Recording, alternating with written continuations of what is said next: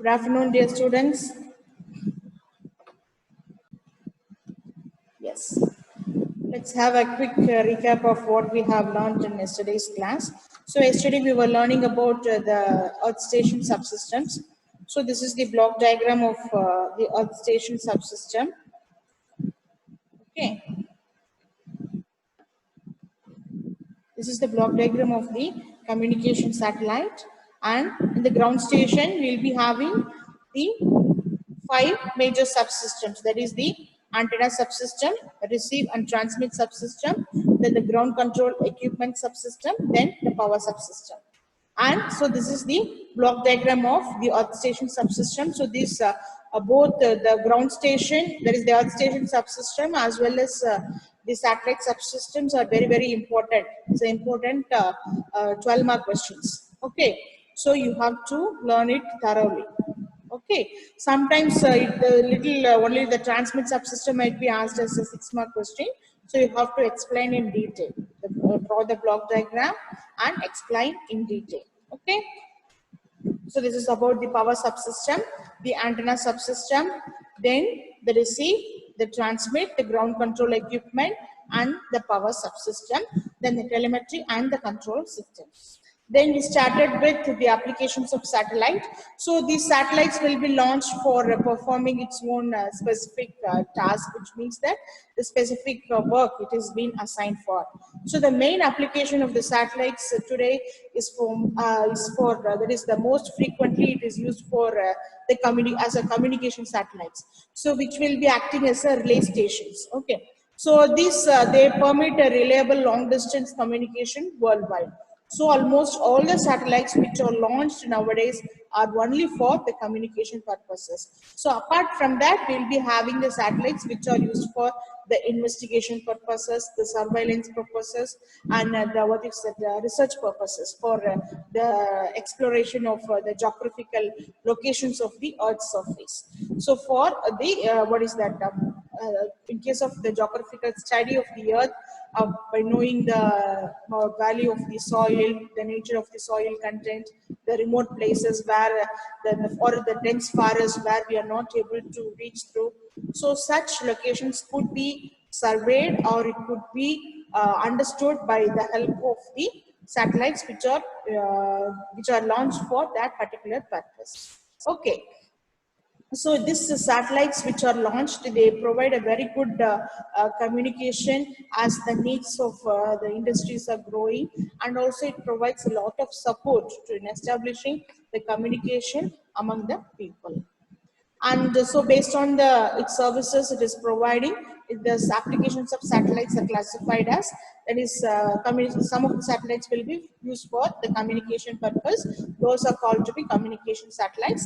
And the direct broadcast satellite services which are used for the television companies. Most of the television companies, they are using for broadcasting their channel.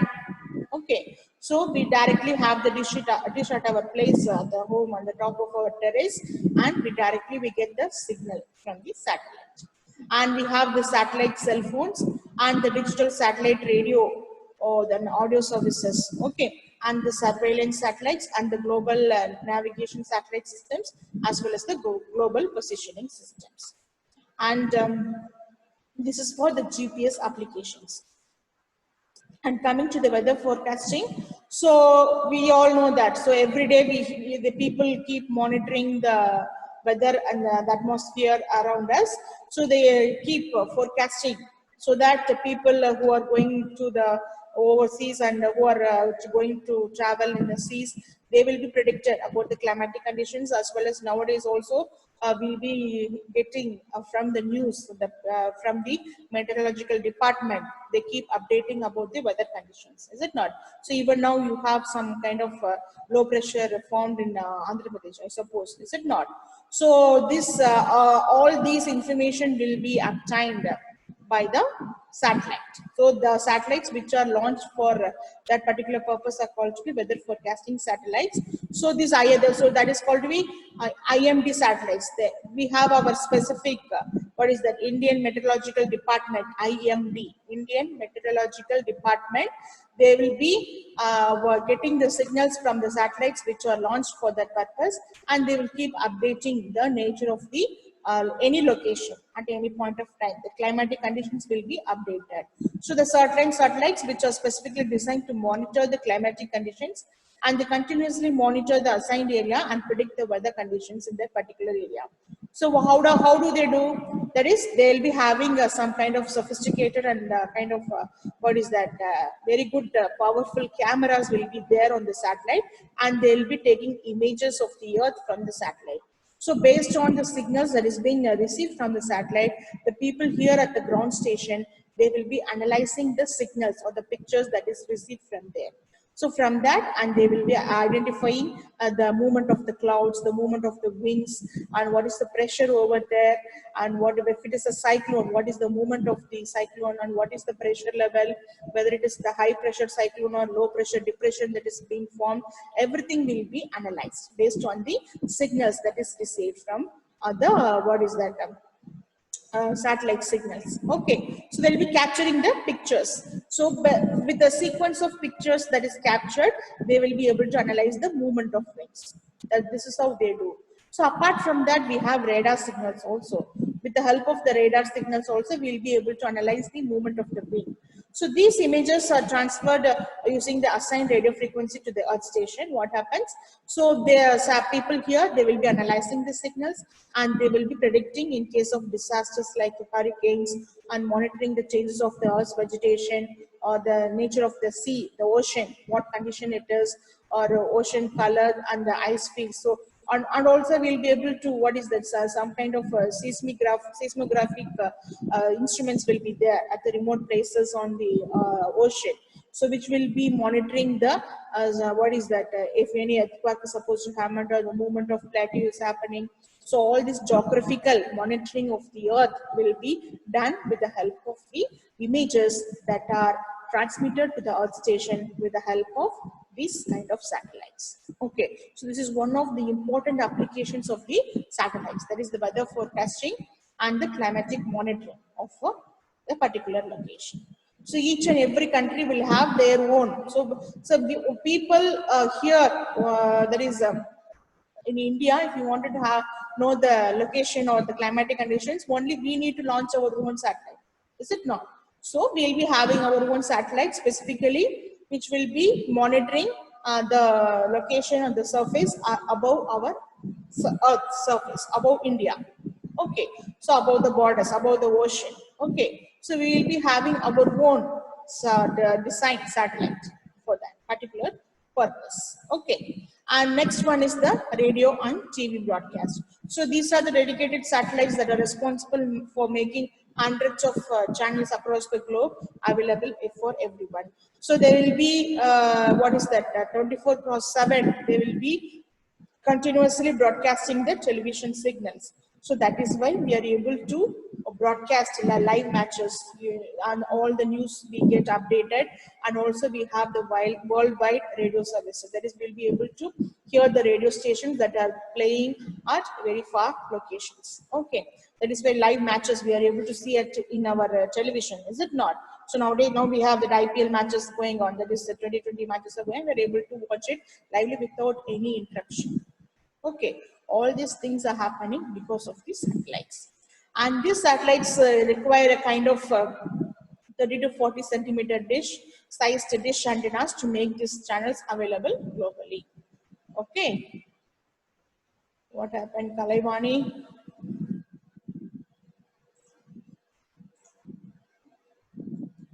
Okay. So next application is for the defense application, that is the military satellites. So these satellites are often used for the gathering the intelligence, kind of intelligence agency will be there. So they keep monitoring a particular location, that is the borders of the countries, as well as also we need to keep monitoring the seas, so around the seas, that is the our boundaries, countries' boundaries. So and also we have boundaries in our ocean, is it not? So in our ocean also we have boundaries. So up to this particular region, it belongs to this particular country. So these places we are not able to reach physically. So in such places that could be monitored with the help of the satellites. The satellite itself is neither a military or non-civil services. So it is a kind of payload that it carries that enables one to arrive at a decision regarding the military or the civilian character. So it can analyze. So it's a kind of same way it will keep on monitoring if any movement is there in the boundaries or any borders, or if any intrusion of any foreign people entering into the country through via that the boundary regions, everything will be monitored and they will keep updated. So all these functioning uh, everywhere, but we will not come to know. So we are all safe inside the land here, but we have the military people working the 24 across 7 around our boundaries, across the countries, our nation's boundary, and they keep monitoring the people around there with the help of these satellite informations. Okay. And also we have the navigation satellites. You all know that navigation means for exploring the any location, we need to make use of our GPS conditions. Is it not? Global positioning systems. So this global positioning systems, I told you, we have already discussed how the location of any particular point on the earth is identified with the help of the latitude and longitudinal information.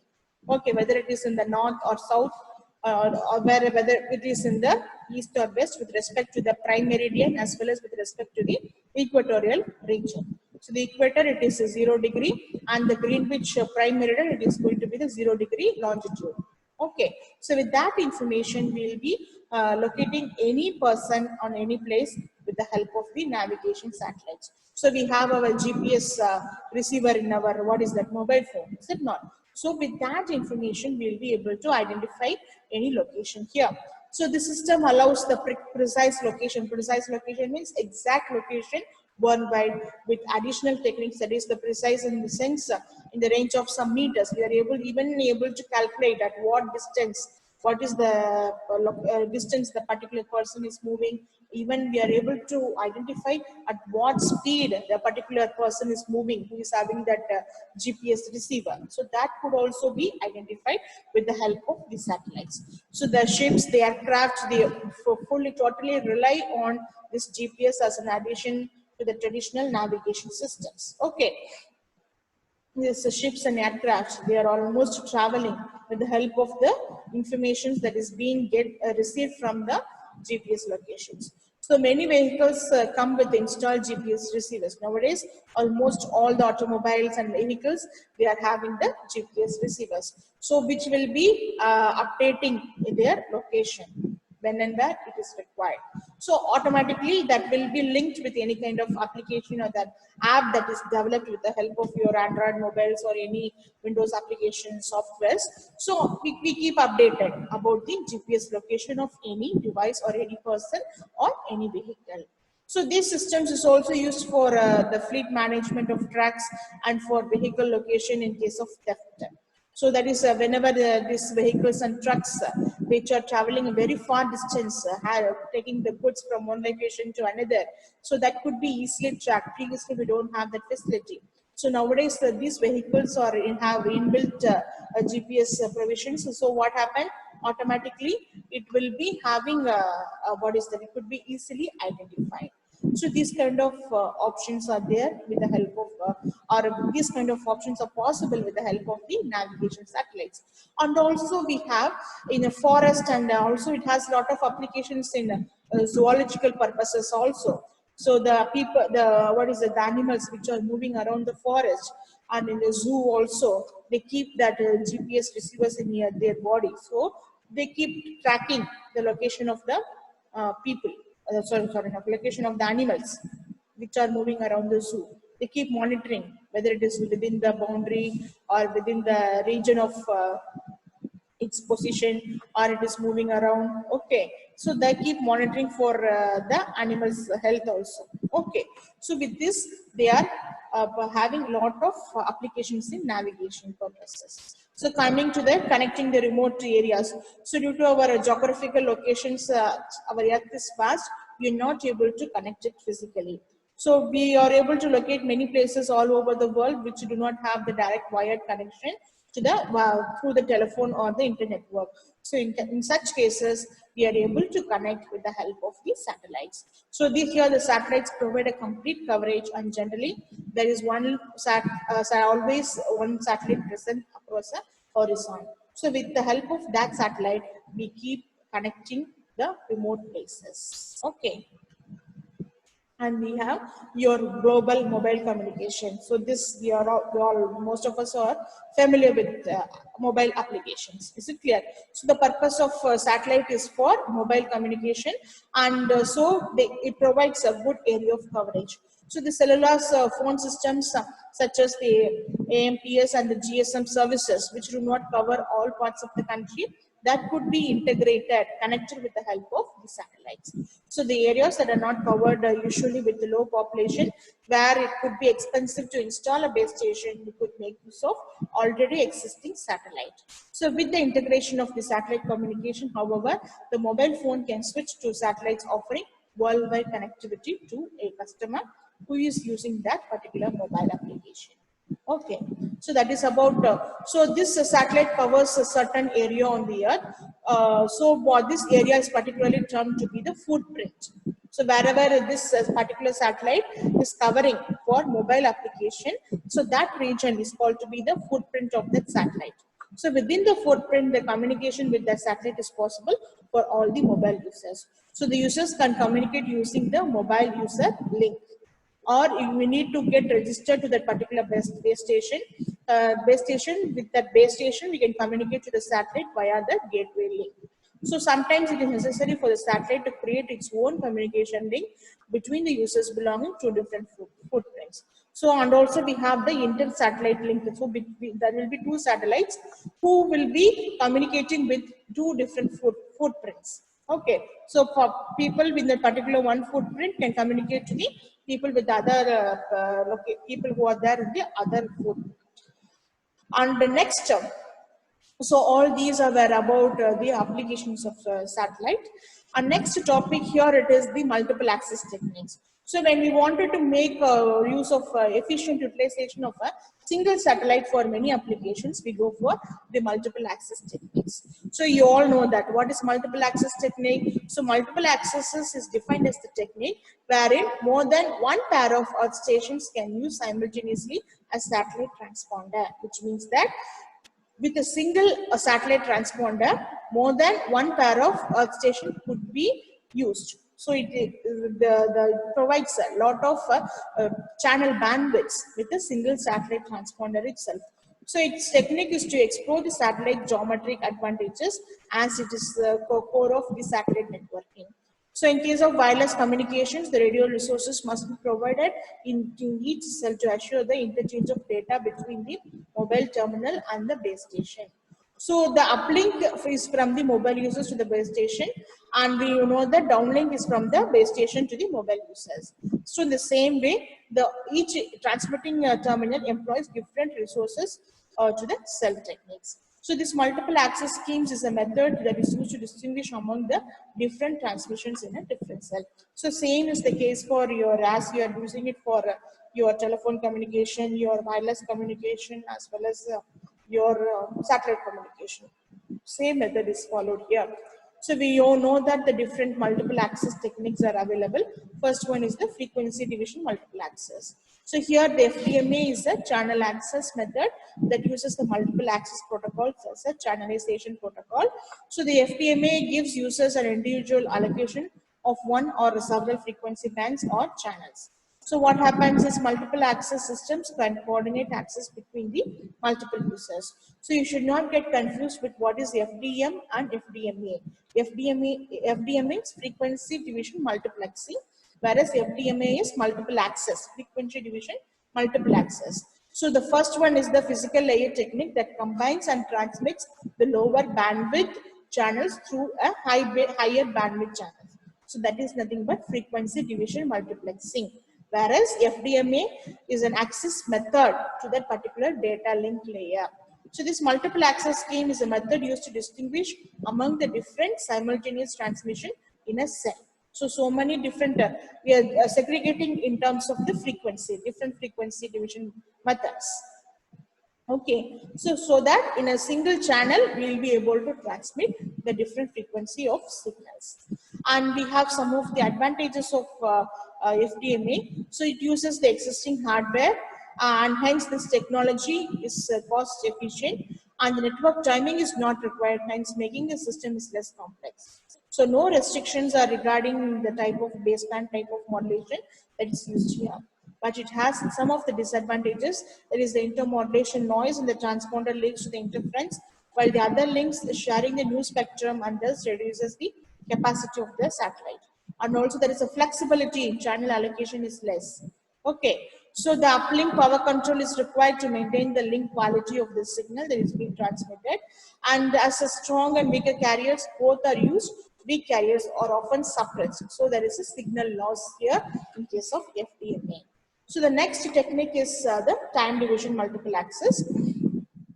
So this time division multiple access is a channel access method for shared medium networks. It allows several users to share the same frequency channel by dividing the signal into different time slots. A particular time slot will be allocated. During that particular time, you can transmit your own signal. So once your time slot is over, the next person will take over their channel bandwidth. So the user transmits in a rapid succession, one after the other. That is what a particular time slot will be allocated for one particular person. You have to use the entire channel. Then next time, once your time elapses, the next user will take over the channel and they will keep on transmitting the signals. So that is called to be the time division multiple access. So this allows the multiple stations to share the same transmission medium. That is what I told you. Same channel will be utilized by many stations or many users. Okay, for example, the radio frequency channel while using only one part of its channel capacity. So this TDMA is a type of time division multiplexing with some special point that instead of having one transmitter connected to one receiver, there are multiple transmitters. Many transmitters will be there, whereas we'll be having only one channel. Okay, one channel within the single channel bandwidth, many users can transmit their own signal in the time slot allotted to them. Okay, so that is about the time division multiple access. So now let us see what are the advantages of time division multiple access. So here the satellite power utilization can be maximized as an intermodulation noise is minimum, and the uplink power control is not required, and the transmission plans and the capacity management is done by the satellites are very flexible. So the digital format of TDMA allows the utilization of all the advantages of all the digital techniques available here. So it has some disadvantages. So it requires a network-wide time synchronization, which makes the entire system to be very complex. So because we need to allocate, so it should be a kind of sequence of switches. So particular term duration, this transmitter has to be connected, and once the next time slot comes, this user has to be cut off. Is it not? This transmitter has to be cut off, and it should physically connect it to the next transmitter. So it requires a lot of network time synchronization, because the time slot should not be wasted, or the channel should not be empty without any signal. Okay, so this analog and digital conversions are required, and the interface with analog terrestrial frame is expected. So these are some of the disadvantages of the time division multiple access. So also we have what is that, port division multiple access as well as spatial division multiple access, which are used for satellite communication. But as far as your syllabus is concerned, we need to concentrate only on the FDMA and TDMA. That is why only FDMA and TDMA I have covered. So I think we have come almost to the end of the third unit. So now let us recall some of the questions and what are the important points that we need to concentrate on. The first question here it is a satellite that rotates in the same direction as the Earth's rotation is said to be in a centigrade orbit or the retrograde orbit? The same question I'm repeating. Yeah, it is in the centigrade orbit. Yes. Let's move on to the next question. Second question. What is the geometric shape of the non-circular orbit? Yes, Sandeep has answered. Eclipse, not elliptical. Elliptical. So it is elliptical. I'm getting responses from Lohitya, Nachiappan, Shakti, Mohan Sai. Yeah, very good, right, Shali? Kishore, Shalini, Sai Masiva, Chandana. Okay, very good. Next question is, what is the name of the center of gravity of the earth? Yeah, it is geocenter. Very good. The next question here it is.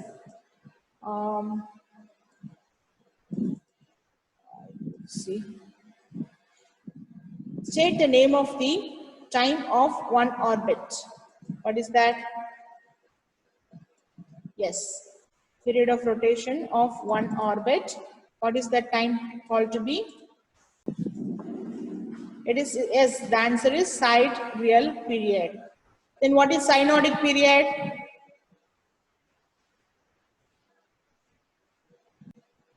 No, it is not the median of the earth. Period of time that elapses between the successive passes. Successive passes. Very good. That is the answer given by Jnana Halya. Very good.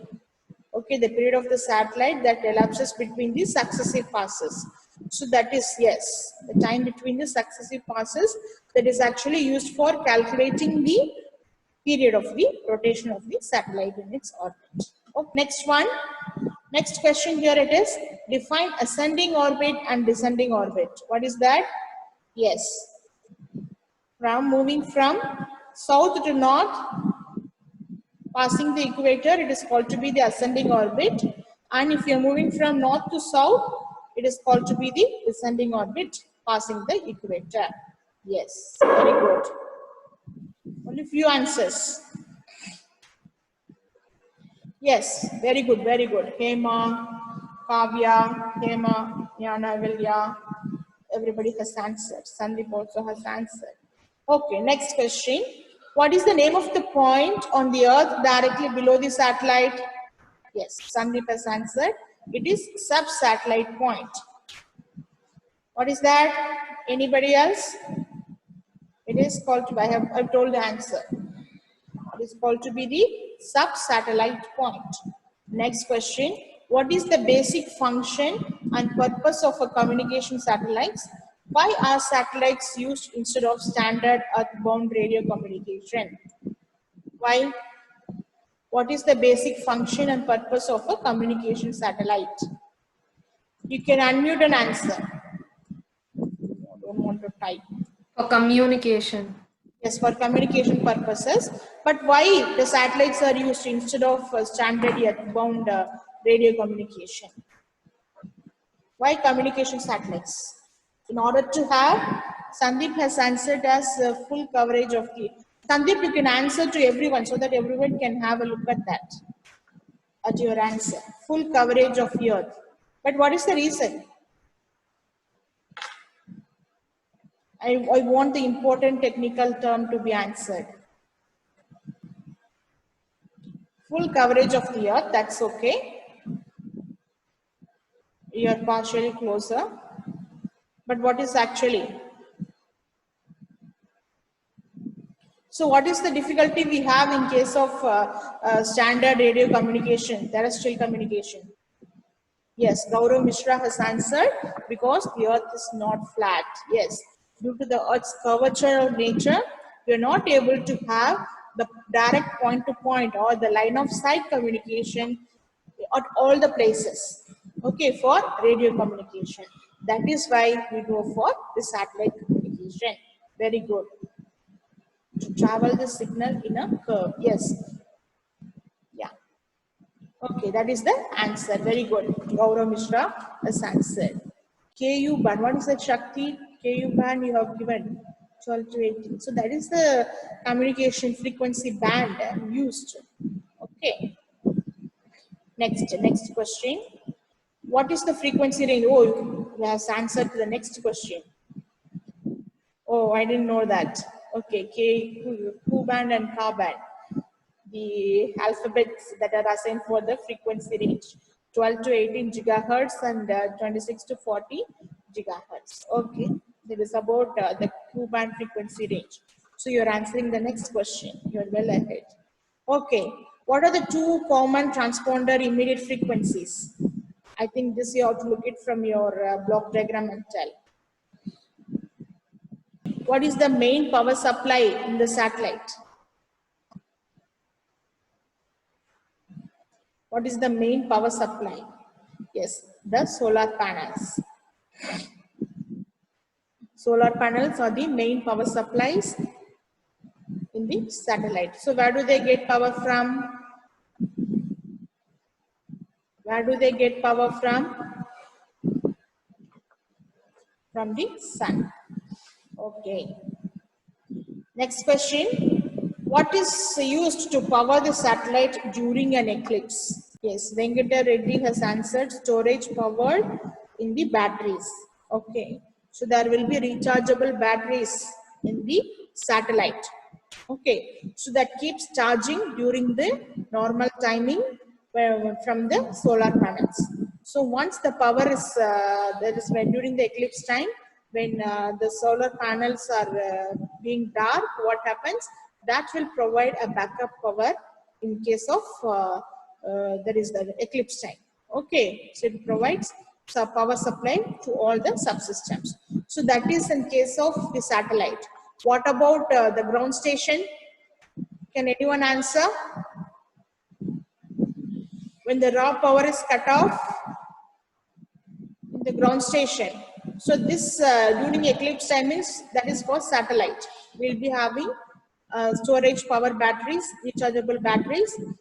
Okay, Sandeep has answered. So we'll have the generators. It could be, so depending upon the size of your station and the power requirement, we'll be having the diesel run power generators or what happens? That is uninterrupted power supplies. So also or sequence of batteries. Okay, so that will keep charging, and in case of power failures, that will take over the supply of powers. Yes, next one is name the 4 access methods used in satellites and which is most frequently used. FDMA, GDMA, CDMA, and SDMA, Space Division Multiple Access also. We need to include SDMA. Four multiple access methods are FDMA, TDMA, CDMA, and SDMA, Space Division Multiple Access also. Okay, and which is most frequently used? For all the data applications, they go for CDMA. Okay, code division, multiple access. So that is the most frequently used apart from FDMA and the TDMA. Okay. So that is the end of the third unit. Probably I wanted to show you something. Okay. So these are the topics covered here. So we have learned about the orbital dynamics, the types of satellite orbits. So in orbital dynamics, we have learned a lot of basics about your satellite physics. Okay, and next we started with the satellite systems and how the system calculation, how to position the satellite in the orbit, your angle of inclination, angle of elevation, the satellite height, satellite period. All these are important terminologies that you need to learn. Okay, and coming to that satellite subsystem, that is that we had a satellite subsystem as well as the station subsystem. Then we have learned in detail, so the 2 different blocks. Okay, then we have learned about the satellite frequency band and this satellite applications we have learned. So noises in satellite is a very simple topic. So this noises means it might be a thermal noise or it might be a, what is that, some atmospheric noise occurring in the satellite. So that will be calculated based on your the antenna efficiency and gain, and you can nullify it with the help of the special filters designed for nullifying the noises and the different multiple access methods. So this is all about the satellite communication here. Still it is running. Okay, radio go green. Okay, you can make it try. Even in your mobile also you can try. Okay. So that is all about satellite communication. So we have come to the end of third unit. Next class we'll start with fourth unit. Any questions to be asked? So Gaurav Mishra has shared something. We'll open it.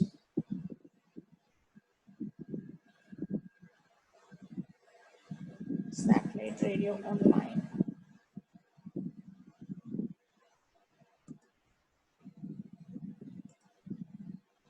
Gaurav Mishra, you can share it in the post your message in the chat box to everyone. Yeah. Satellite map. So we can find all the satellites in a 3D location. Probably I'll share with you what here's the share. Yes.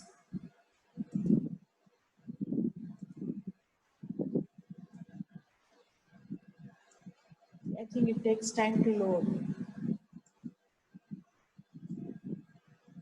So these are the